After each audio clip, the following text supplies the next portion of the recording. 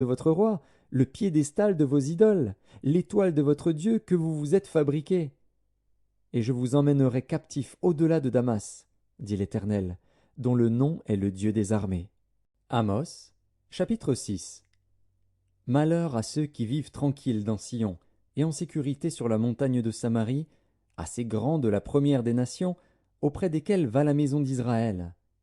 Passez à Calné et voyez, allez de là jusqu'à Hamath la grande, et descendez à Gath chez les Philistins. Ces villes sont-elles plus prospères que vos deux royaumes, et leur territoire est-il plus étendu que le vôtre? Vous croyez éloigner le jour du malheur, et vous faites approcher le règne de la violence. Ils reposent sur des lits d'ivoire, ils sont mollement étendus sur leurs couches. Ils mangent les agneaux du troupeau, les veaux mis à l'engrais. Ils extravaguent au son du luth, ils se croient habiles comme David sur les instruments de musique. Ils boivent le vin dans de larges coupes, ils soignent avec la meilleure huile, et ils ne s'attristent pas sur la ruine de Joseph. C'est pourquoi ils seront emmenés à la tête des captifs, et les cris de joie de ces voluptueux cesseront. Le Seigneur, l'Éternel, l'a juré par lui-même. L'Éternel, le Dieu des armées, a dit: J'ai en horreur l'orgueil de Jacob, et je hais ses palais. Je livrerai la ville et tout ce qu'elle renferme. Et s'il reste 10 hommes dans une maison, ils mourront. Lorsqu'un parent prendra un mort pour le brûler et qu'il enlèvera de la maison les ossements, il dira à celui qui est au fond de la maison: Y a-t-il encore quelqu'un avec toi? Et cet homme répondra: Personne. Et l'autre dira: Silence.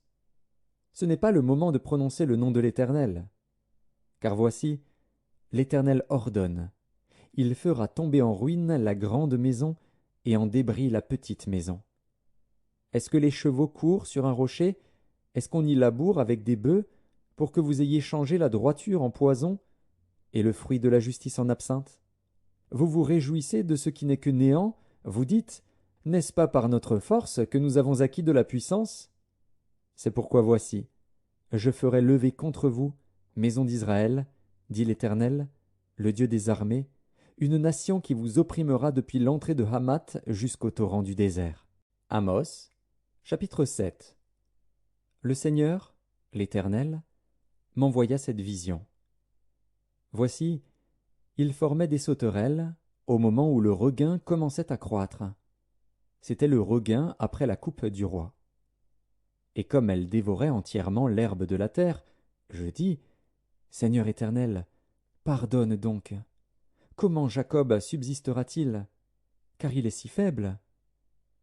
L'Éternel se repentit de cela. Cela n'arrivera pas, dit l'Éternel. Le Seigneur, l'Éternel, m'envoya cette vision.